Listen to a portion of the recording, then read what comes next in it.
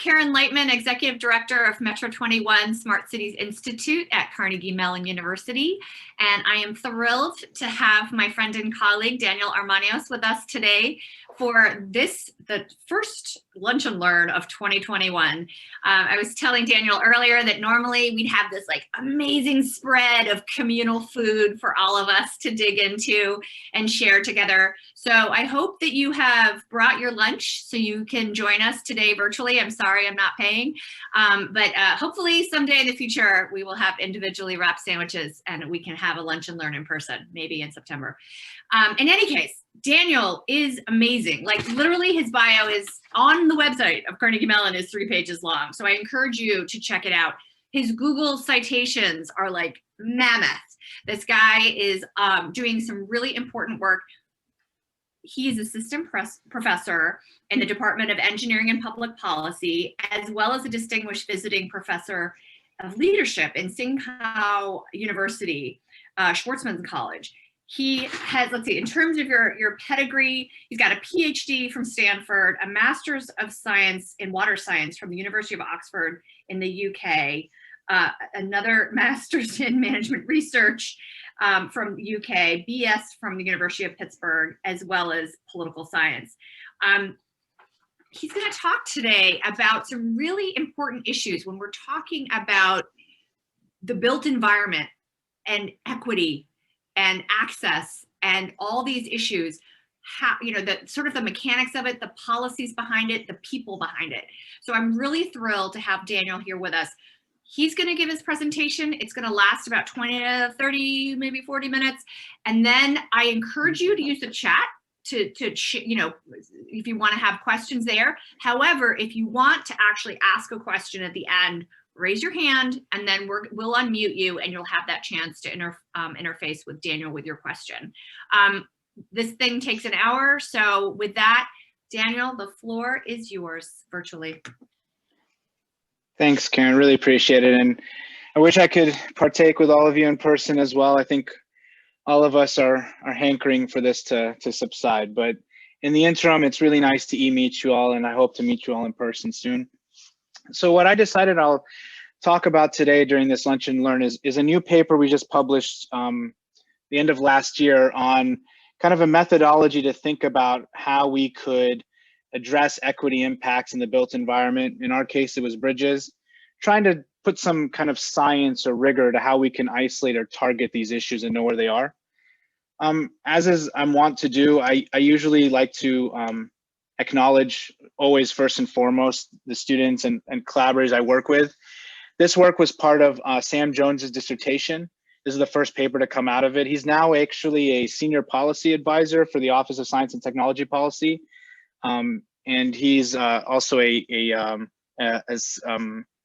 current active duty Air Force. So as part of that, we wanted to thank not just the Pennsylvania Infrastructure Technology Alliance, PETA, for their funding, but also, as I always promise Sam I'll do when we do our work, is that this doesn't represent the views whatsoever of the Air Force, and this is the disclaimer. So to kind of situate this work within the kind of things I do, my background is kind of unusual coming to this space, I'd say.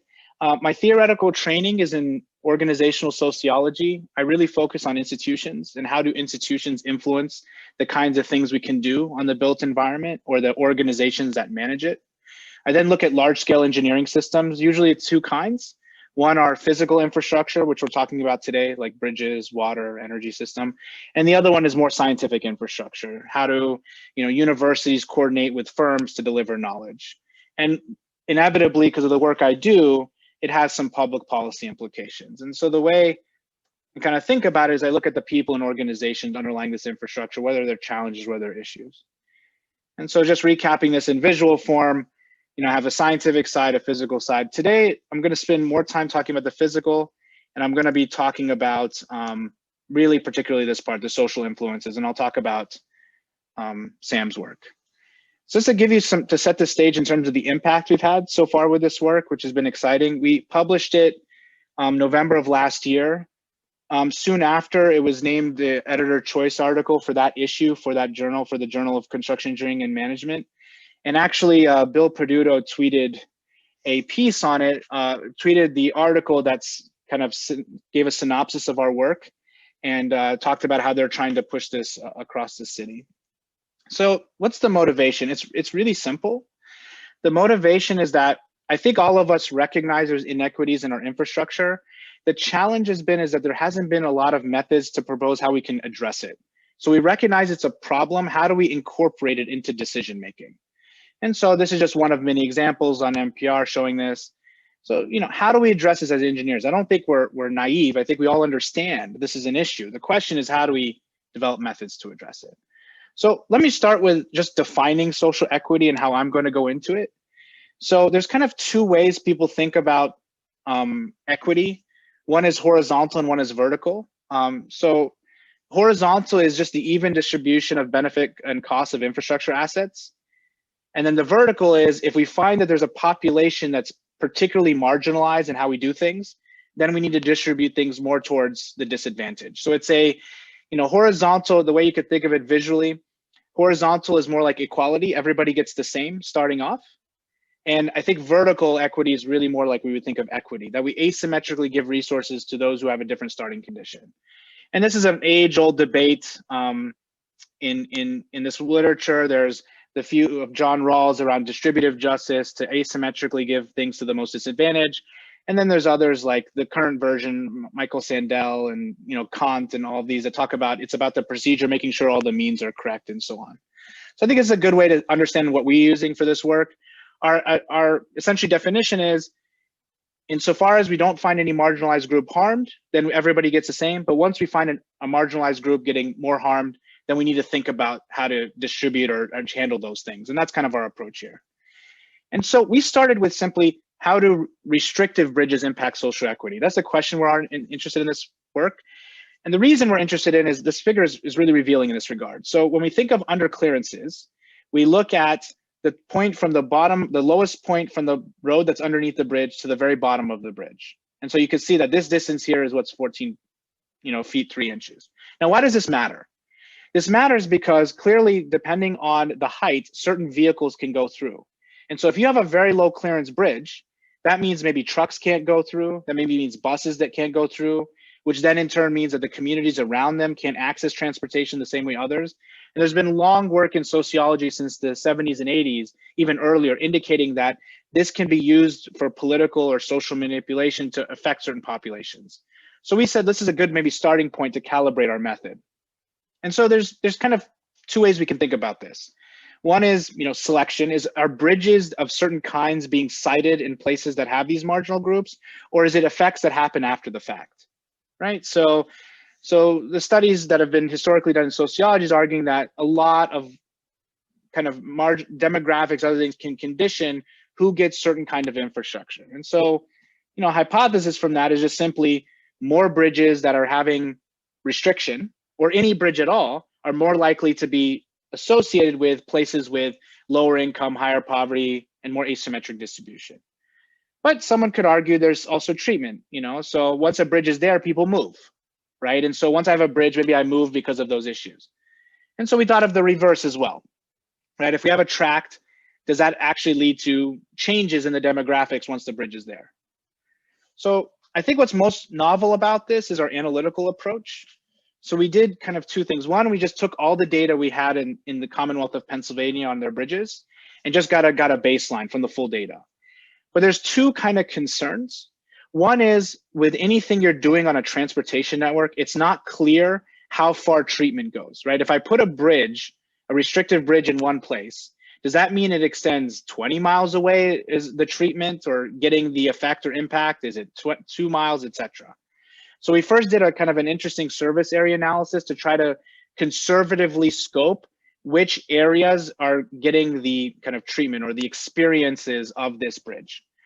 And then the other side was we try to look at, can we compare tracks that are really similar in their characteristics to ensure that we're comparing apples with apples, as opposed to, one area that's very different in its geography, its water area, et cetera, and another one that's not. So let me walk you through how that worked.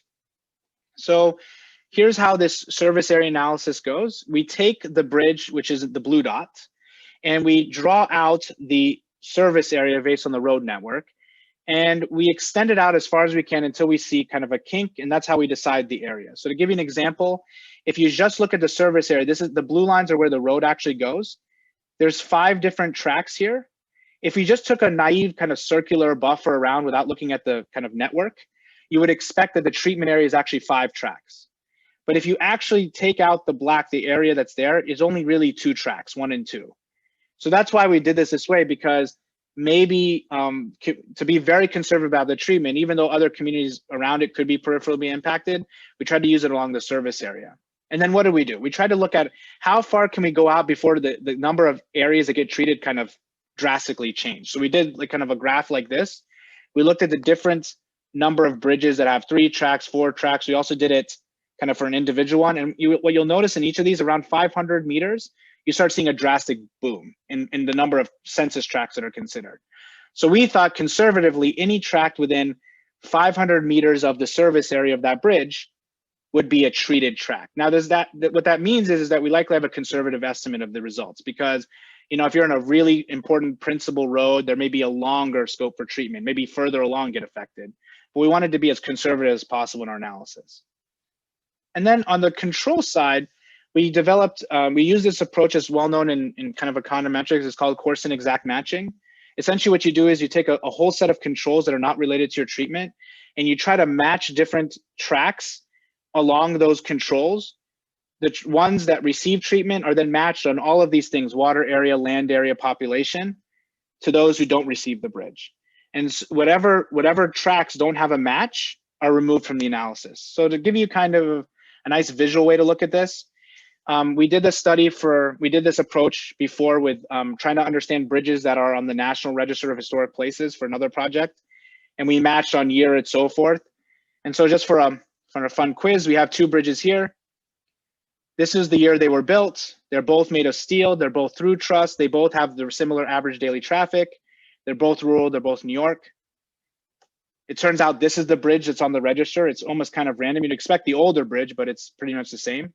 And then when we do this matching procedure for another set of bridges, 3 years difference, concrete deck, arch, very similar location, very similar traffic.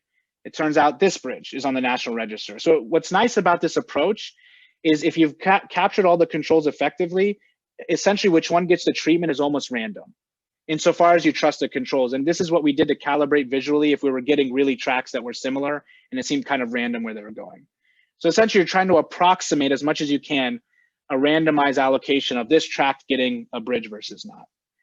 So then what do we look at in terms of social equity? What are the kind of variables we looked at? So we did an extensive literature review in the sociology literature to try to see every possible factor that's related to demographic. We selected it from 1970 to 2010 because that's the available census data we had. We then also calculated additional variables that are physical or water-based to also address technical factors. We did all sorts of transformations. We then look at variables that are highly correlated with each other and then remove those that have very strong correlations. And then we group them based on different things. So what this led to is about 41 different variables that we grouped around income, demographics meaning race, ethnicity, etc., family, if you come from like a single family household or not, transportation, physical, and then also your education. And the literatures we use are from the neighborhoods effects literature that argues that certain infrastructure isolates neighborhoods so that the more affluent are kind of barriered or separated from less affluent. The social justice literature that's documented extensive evidence that hazardous, less useful infrastructure ends up being in areas that are with more minority population. The same thing with environmental justice, and then segregation. And so what do we find doing this? We definitely find a strong selection effect, particularly around demographics. This is quite stark. We did a variety of different analyses, different specifications.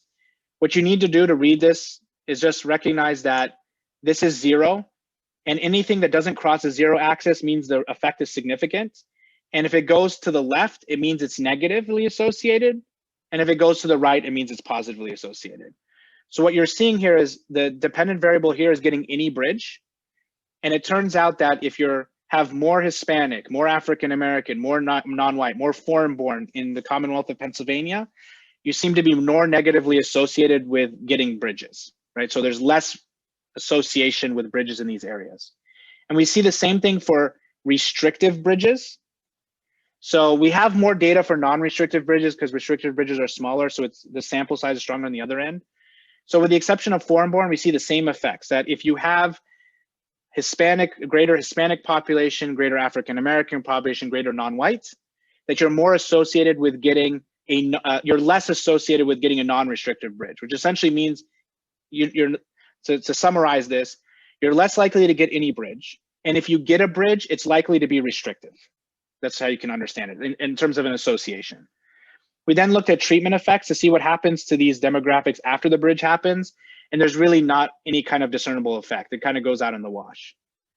And so to kind of give you clear dimensions you could use if you're trying to do this in Pennsylvania, this is a summary of our results in terms of the demographic. We have some family variables that also matter in terms of all bridges, but the big effect, if I can draw it with a pen here, this is really where the effects were the largest, is around this band here. So demographics seem to be, if you're large minority population, African American, Hispanic, you're less likely to get any bridge, and that bridge is likely to be restrictive if you get one. There's some effect with family variables around any bridge. So families, if you have a greater percentage of single family households, you're less likely to get a bridge. So that could show maybe some potential income effects. So just to summarize what this work says, as I just mentioned, more minority populated tracts and to some degree income around single family are negatively associated with new and less restrictive bridges, or more associated with restrictive. The equity factors seem to be really important in where you site a bridge, not what happens once that bridge is there. So in economics terms or sociological terms, we say it's more on selection, where things get placed, and less about what happens after they're placed or treatment.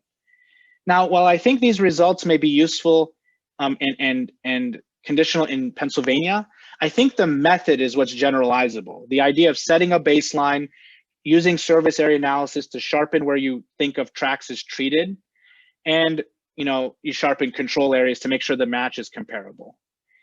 And I think the policy implication is that this could be an additional factor that can help further target limited funding. So if we look at Pennsylvania, according to the American Society of Civil Engineers, right now we're on a deficit of our bridge repairs. We still need about 7.7 billion and 13 years to reach the national average of poor condition bridges. So clearly we're already very cash strapped with the current metrics. So our point is, maybe you can add in these demographic variables to further prioritize or target what is very clearly limited funding. So you may have $100 and now you have to set aside between 1,000 different bridges. Maybe now we can parse it down to 500 or less, so that the money you have a much clearer set of priorities. But I want to spend, this is kind of the gist of the paper, but I want to spend more time talking about some interesting wider implications that could incite other food for thought or discussion, because I thought that would be interesting with the audience here. So one of the implications is that inequality, I think, really requires us to reconceptualize what we mean by infrastructure. So when we typically think of infrastructure, we kind of defer to the physical: water, roads, electricity, bridges. And we don't spend as much time thinking about the organizations that have to manage these things. The city of Pittsburgh,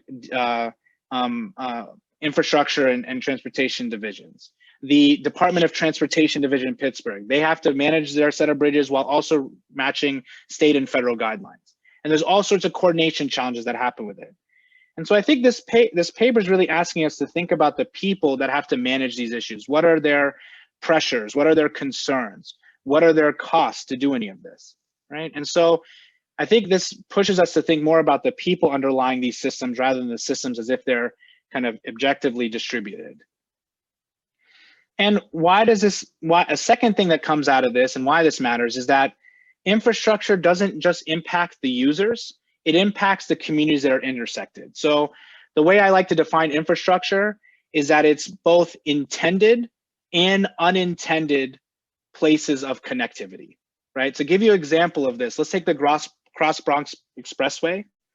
We typically, when we think of our decision making, we focus on the users of that bridge. How do we optimize who's on the bridge? How do we make sure that the traffic flows well? We don't necessarily think about the communities that are proximate to this bridge. And why does this matter? Let's take just a few years back, 50, 60 years back, this is what it looked like when they were creating the Cross Bronx Expressway. Imagine now for a minute, if you will, you are in one of these households, these communities. Used to be now a contiguous community, and all of a sudden a bridge has gone right through your area, right? So what happens in this community? How does this impact them? We don't really necessarily immediately have ways to think about the metrics, and this is one way to do it.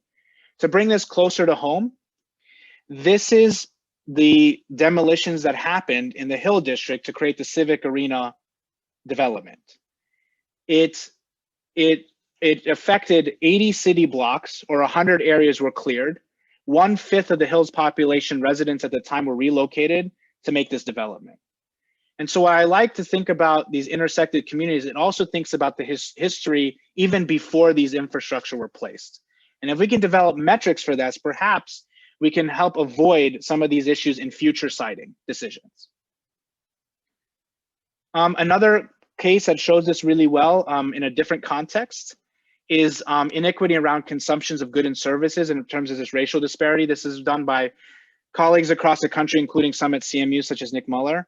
And what they find is that there is a pollution kind of advantage for non-Hispanic whites. They are exposed 17% less than what they consume, while Blacks and Hispanics, in large part due to where they live, are exposed in well access over what they consume in terms of pollution, about 56 to 63%. And this falls around racial lines. To bring it home to COVID, I strongly recommend anyone has a chance to read this. It's very short, it's 2 pages by Clyde Yancey around COVID and African Americans. And he has this really brilliant quote, which says, "The most effective strategy known to reduce COVID-19 infection is social distancing. But herein lies a vexing challenge. Being able to maintain social distancing are issues of privilege." And what he talks about progressively in this is that certain people have space from where their houses are. Certain people are not living in highly packed, dense, multi-rise buildings. And by that simple virtue of how the built environment is distributed, some people can distance, some people can't. And so I think what's nice about this work, and maybe really pushes us to think more deeply about, is not just the users of infrastructure, but the unintended connections to intersected communities of these infrastructures. And then finally, this allows us, not finally, but in terms of this implication, it really also requires us to think about, once we start taking people and organizations seriously, we now need to start thinking about the web of institutional influences that affect their work beyond the technical decision, right? So let's take a set of engineers for bridges, just for the example. We have a whole series of regulations that influence what they do. Department of Transportation, from the Federal Highway Administration, from the state, from DOMI in the city of Pittsburgh. Now let's even look at professional norms. There's ASTRO norms of how you regulate and manage bridges. There's ASCE standards. And there's even cultural factors. There's a surprising, interesting connection in this regard to the Department of Interior. They are the ones that are responsible for keeping historical places. And it turns out historical places through the park system, if a bridge, for example, is named as a National Register of Historic Places, it actually kicks in a very specific protocol where anything that's done on that bridge, you have to justify the historicity or the preservation of the history of that bridge in anything you do. And so that's an additional constraint that wouldn't necessarily be there if we were purely looking at the technical situations. And so this maybe encourages us to think about maybe not the bridge as a center of analysis, but the bridge authority that has to deal with it. What's the influences around what they can do and how they manage it? And another implication from this is, and every time we've done this work, people say, are you saying that engineers are evil and so forth? That is not even close to what we're saying. In fact, what we're saying oftentimes is once inequalities get baked into the built environment, these things can unintentionally happen with very reasonable kind of assumptions. And so the reason this is happening and why people think of this is that we typically, when we think of structural inequalities, on the reverse end, we're thinking about policies and practices, things that seem to have people at the center. And I think what this work is saying is that you can bake in these things into infrastructure that we have to handle long after. And sometimes these decisions are basically, if we're just simply what we're saying in our analysis is, if you're taking just technical factors, which are very reasonable, very logical to bring up, and you're not bringing these demographic issues, when you run your analysis, it's not that you're intentionally trying to, harm people. It's just that because you haven't included that variable, that comes with analyses that scale that then end up harming those people. Give you a really nice example from a very historic piece from Thomas Schelling, who's a Nobel Prize winner. He said, let's assume a starting point of a bunch of people, let's say they're pound signs and circles. And let's just run the analysis saying we prefer half our neighbors to be similar to us, and we move to a vacant square if that's not met. So a very reasonable thing. I want to be around people that are like me, right? No intention for any kind of segregation. But if you run the simulation, you get segregation. And even if you run it from a different part, like from the center, you still get pockets of segregation. Now imagine, for the sake of argument, that one group has more resources and they want to just be around those who are like them. Very reasonable expectation. You will get inequality, right? So even our preferences, just simply saying we want to be around people of our, or we want to be around certain kinds of people that share our interests, you can get this disparity. It doesn't mean you're necessarily willfully or harmfully doing it. Surely there's individuals that have those beliefs, but even if you didn't, you can still have this. And so this is why I think this kind of analysis becomes really crucial to think about how we try to make sure our blind spots don't scale into something we did not intend, right? Even and this is not questioning in any way the integrity or values or beliefs of engineers. That, you know, we don't even need to do that to have that happen. And so it's requiring us to be more sensitive, not just to the initial direct beliefs, but even indirectly what could happen. And that's the whole movement around implicit biases and the like. And then what does this mean for city planning, right?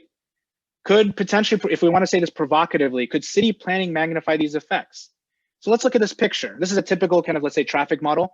They identify with image recognition where certain vehicles are. And let's assume, for the sake of argument, this model is trying to optimize car traffic.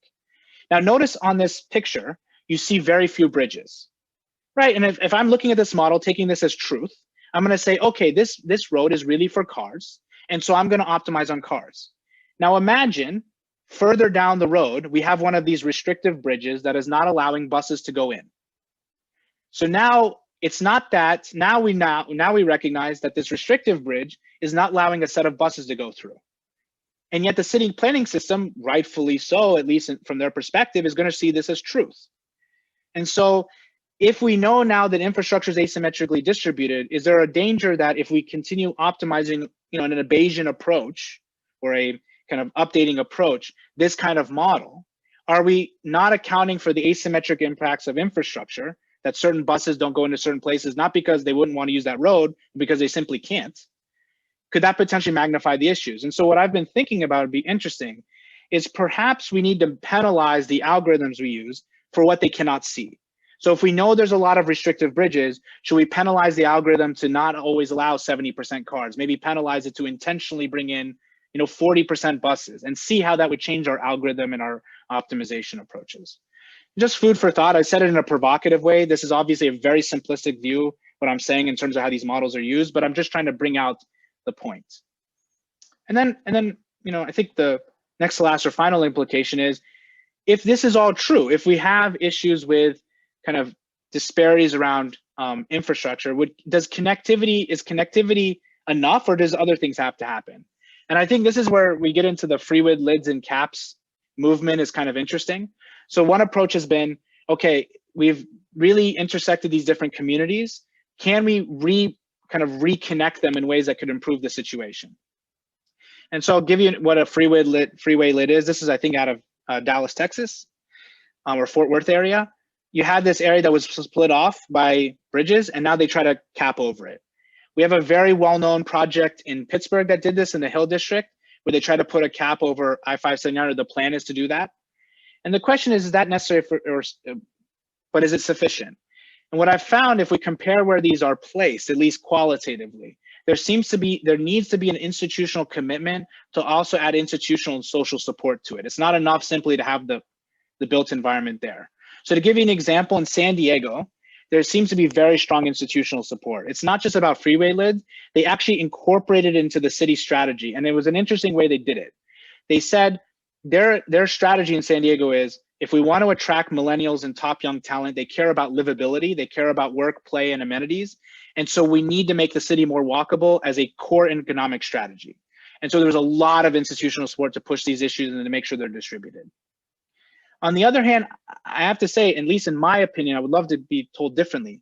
Pittsburgh seems to have mixed institutional support. There's strong support at the state level for this. But when you talk to some residents in the area, they're not clear that this is going to solve all the issues that have already historically separated these communities. A lot of these people have been relocated or displaced. Simply reconnecting it doesn't necessarily address the initial condition of the relocation. And so there is some discussion about whether there needs to be additional social support beyond the cap to make sure that the assets and the distribution goes to those who really need it and doesn't get displaced to others who come in and then take advantage of that. And that's a tension, I think, in all of these, even in San Diego. And with that said, that's all I have. I wanted to spend more time for questions. Thank you very much. That was fantastic. I can already see the standing ovation virtually out there. So that was really great. And I think I love the fact that you brought it back to Pittsburgh. We have lots of great examples of where infrastructure has had, East Liberty, Hill District, like there's a long list of where infrastructure has gone bad, not perhaps intentionally, but this has been something that's been discussed for decades. So thank you for that nuanced approach. So this is the time for some Q&A. So if you do have a question, please raise your hand and we will unmute you, or you can, we can do the unmuting thing. And, or if you don't feel comfortable speaking aloud, your background's bad, whatever, you can just put it in the chat and we can take it from there. So Daniel, let's talk a little bit about smart cities. So while we're waiting for a question from the audience, because I don't think I see one yet. Sure.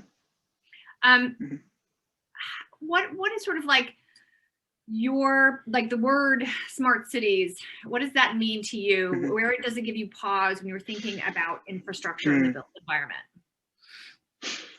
Yeah, I think in terms of the thinking I've reflected on, and I think there's others who have a lot of expertise that I'm excited to learn from their wisdom as well.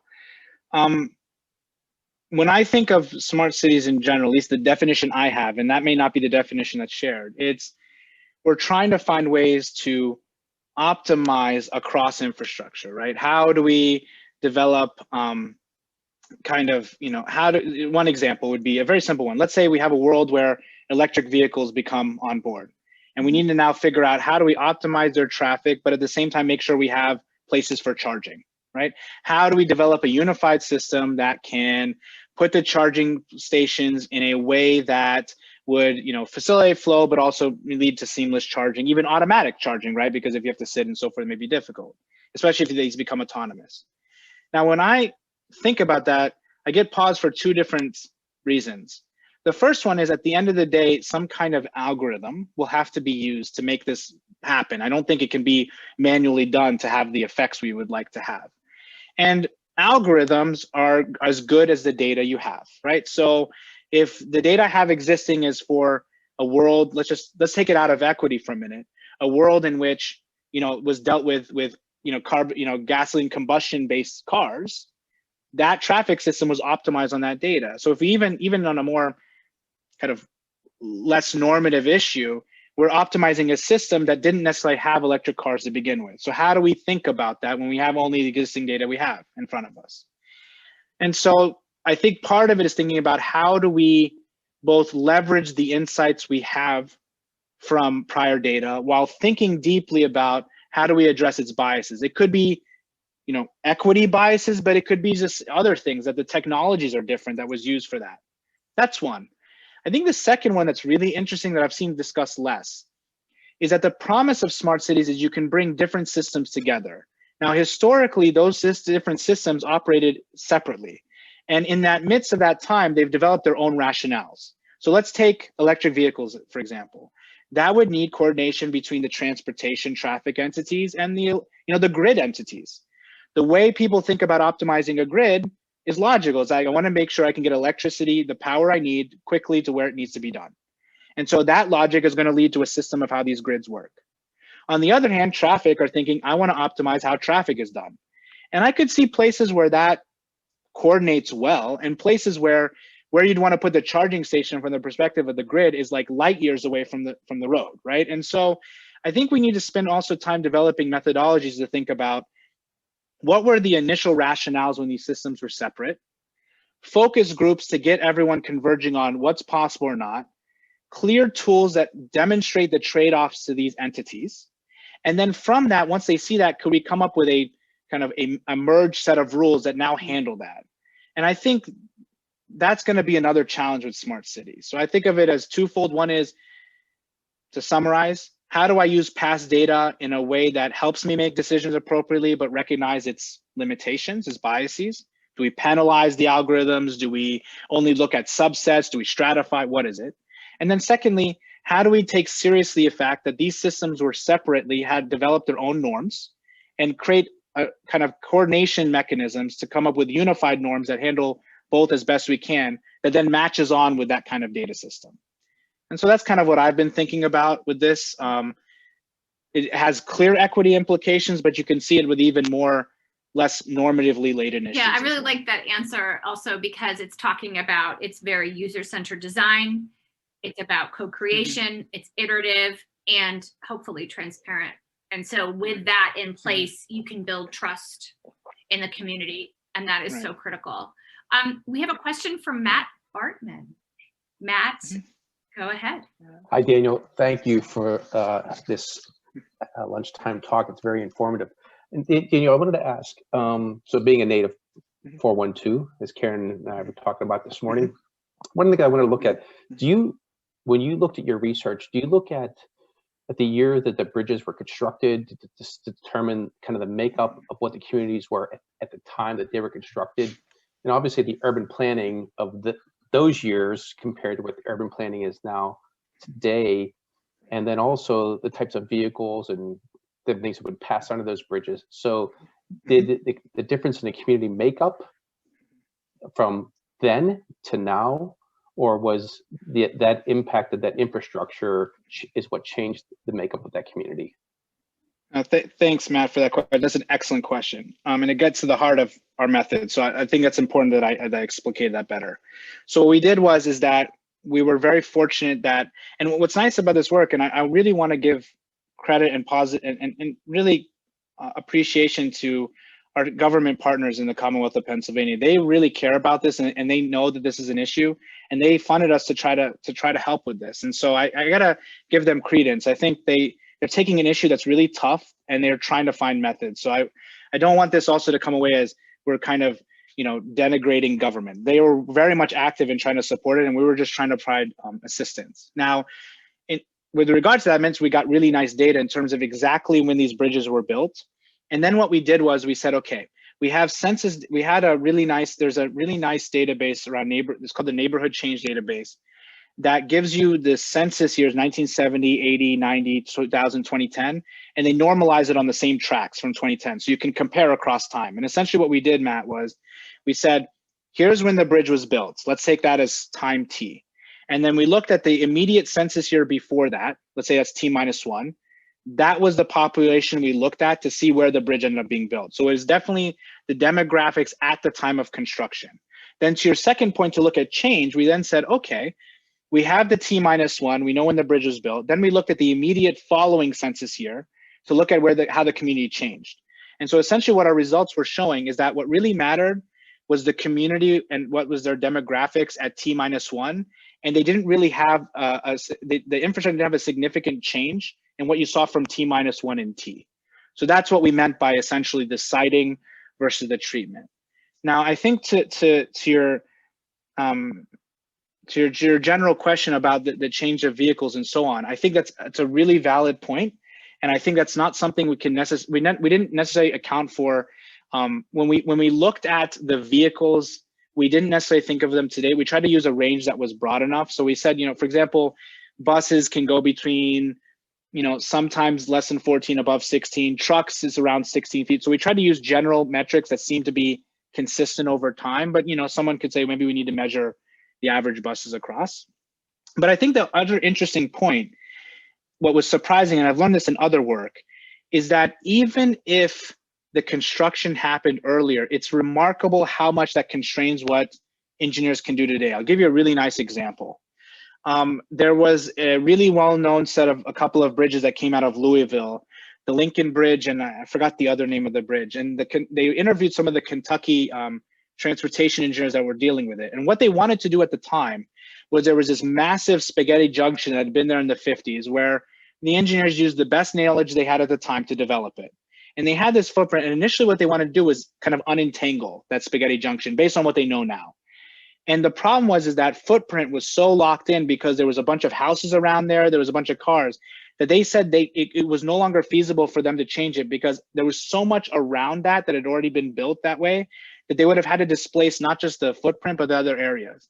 And so even though the engineers recognize today that this is a problem, there's so much interdependency that happened after that was built that it becomes really hard and a lot of times to disentangle those issues. And so even if we want to make an argument that there's a shift or change over how we think about roads and so forth, infrastructure is designed to last for a long period of time, and communities around them kind of build along it. And so it becomes really difficult to then go back and say, knowing what we know now, let's reverse this. It takes many more years. There's a lot more inertia with it than, for example, let's say an algorithm where someone finds out a bias in a code, they can go and change that code, right? And so the time cycles for addressing equity is also really different from like AI and other things versus something that's built or what we call a legacy technology. So I don't know if that answered your whole question, Matt. I was trying to make sure I answered all around the parameters, but if you need to follow up, please let me know. Great, thank you. That's really, and it was also reminding me of the Big Dig in Boston, right? Where all of our tax dollars, the entire country paid for the Big Dig for exactly that reason. So there's a question from our audience. It was kind of bouncing off of the question I asked you about smart cities and algorithms. And it's, what are your perspectives on how to incorporate different notions of fairness into the algorithms, such as demographic parity or equalized odds? Yeah, demographic parity or equalized odds. So this is my, I think the way I think of it, it boils down to kind of two different approaches, and maybe this is too simplistic, but I'm just using this for the sake of our discussion. There's one view of fairness that it's about what people call procedural justice. As long as the procedures were fair, whatever happens after it, so be it. That's more of a view, like more of an equality-based argument. As long as everyone had the same thing to start, no matter what their differences were, that'd be one. Versus distributive. And distributive justice is, let's look at where people are starting from and calibrate what they should get.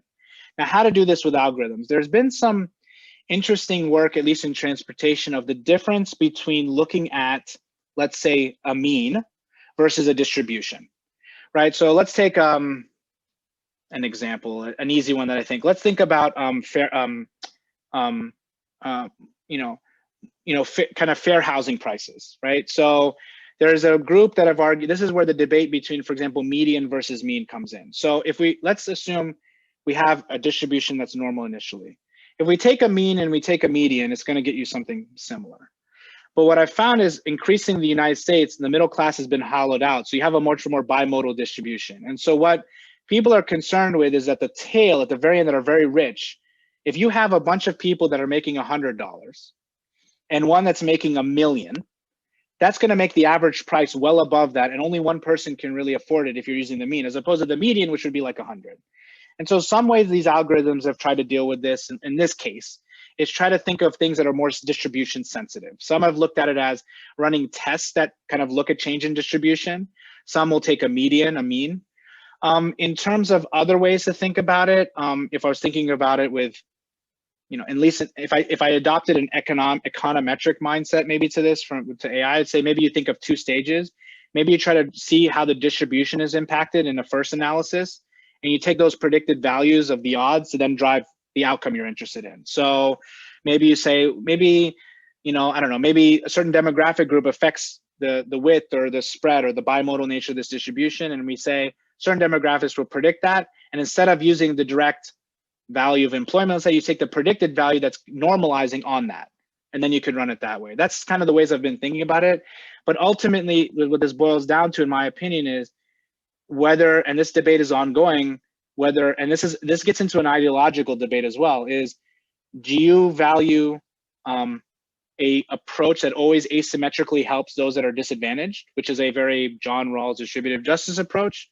Or do you think, look, everyone should have the same rules to start with, and whatever happens after that, it's really on them? And so, and what I've said, unfortunately, it's happened, is that it's gone on political ideological divides. And so I think once that's happened, even if we have some techniques, I think that the issue will be to come up with creative ways to mesh the ideological divide that's then become wedded to those different archetype views of equity.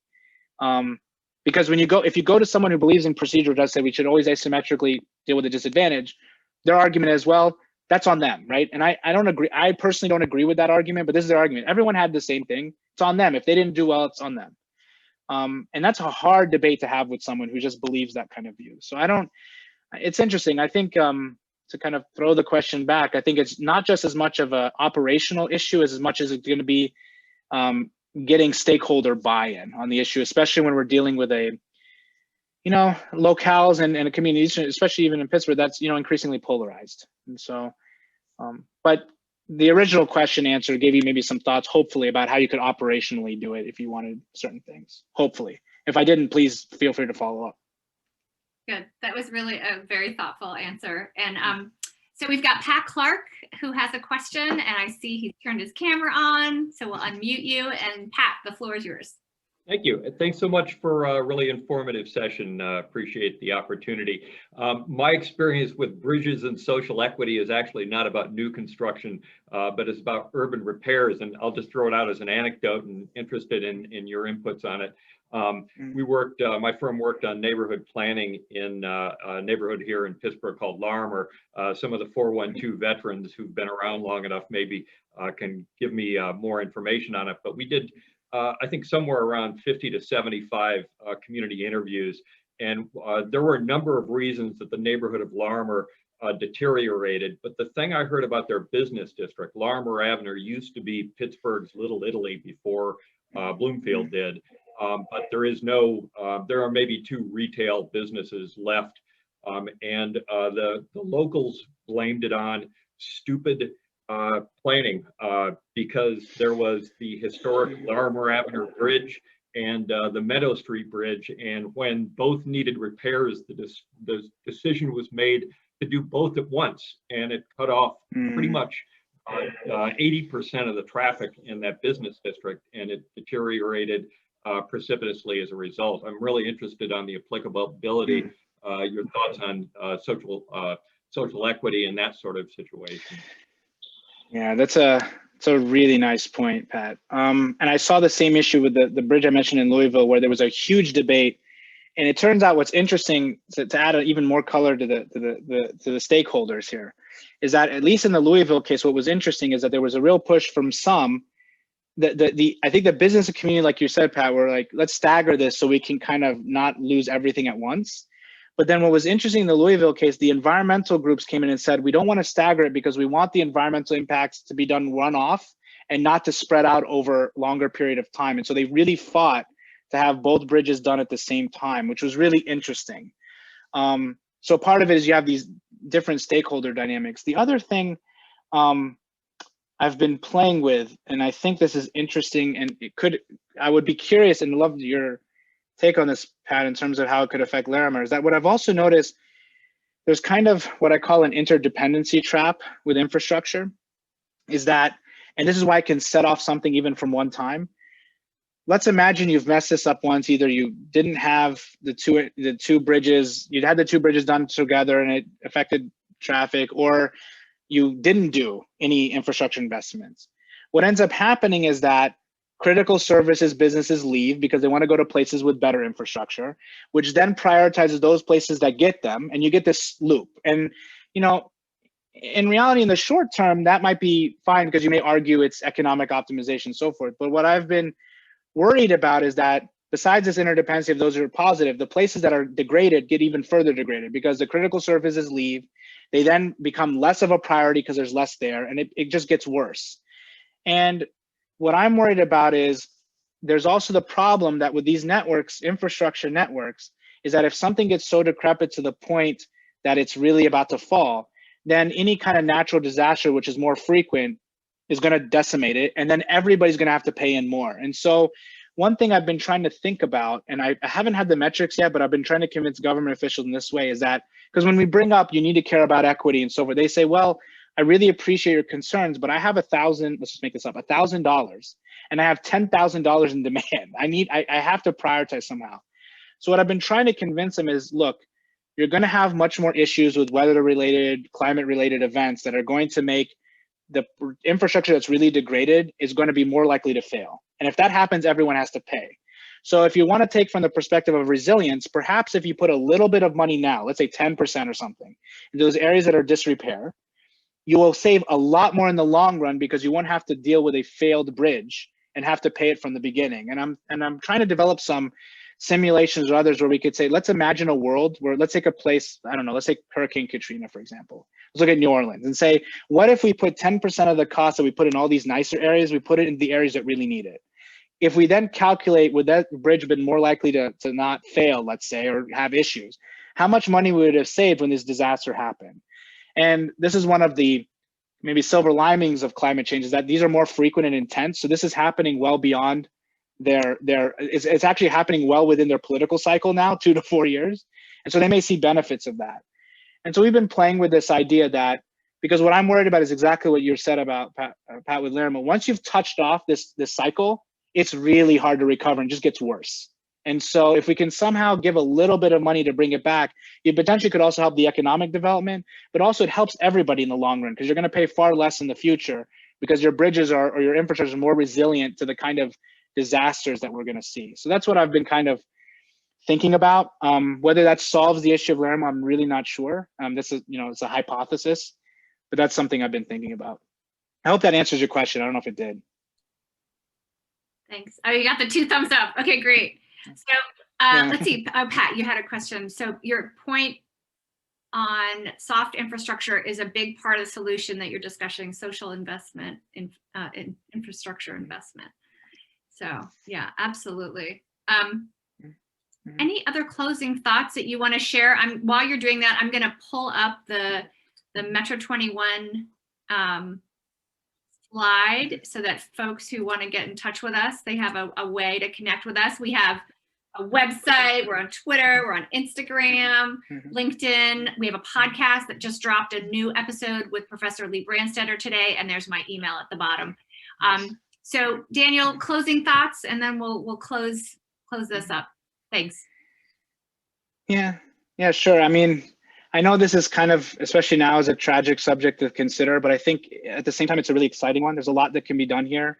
It's a really nice space for, I think, making a policy impact as an engineer with methods that would be really useful. And I think it's a really nice space potentially to get a lot more fruitful collaboration between the social sciences and engineering, beyond even economics, but sociology, others like myself. And so, this is hopefully food for thought. I have no answers. I have a perspective, but I'd be curious in the future what comes out of this. Looking forward to learning from what all of you are doing around this, and hopefully I can learn from you all as well in the future. And maybe there's some opportunities to work together on these really tough social challenges. I forgot to unmute myself. You're always so humble, but you're really leading the way in a lot of this work here at Carnegie Mellon, and we're just honored to have you a part of the Metro21 team. And I want to thank our audience. We had some really great folks coming and joining us today. We're also going to, we have this recorded, so we'll have, this will live in perpetuity. And if you have any questions about Metro21, you know how to get a hold of us here. And then Daniel, as always, thank you. It was an honor to have you with us today. All right. Thanks, everybody. Have a great day. Take care. Thanks. Pleasure to meet everyone. Take care. Stay safe. Thank you. Yeah, likewise.